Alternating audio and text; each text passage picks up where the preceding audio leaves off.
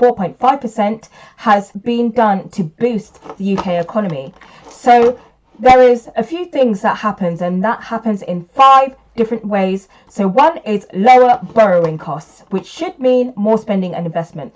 So cheaper loans mean that there are cheaper mortgages, and businesses and individuals pay less to borrow money. So businesses invest more and consumers spend more. So as a result, money flows into the economy and it creates stimulus in the market.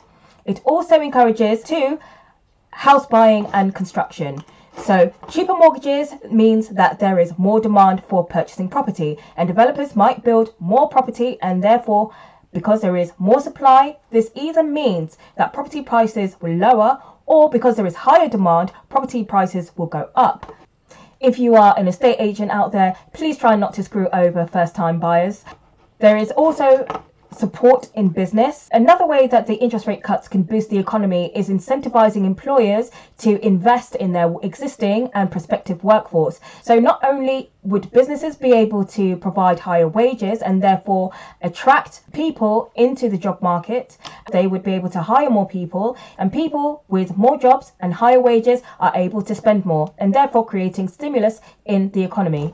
This also means as the interest rate lowers, that means this reduces the savings and encourages spending. So lower rates mean that people earn less on their cash that is sitting there in the bank, and instead of saving, people are more incentivized to spend more. And this helps technically and theoretically to boost the economy.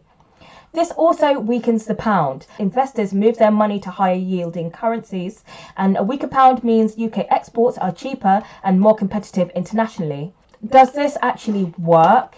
So if confidence is low, i.e. if there's a recession, then people might not want to spend more, even though they're not earning a return on their investment if they keep their cash in a low interest savings account.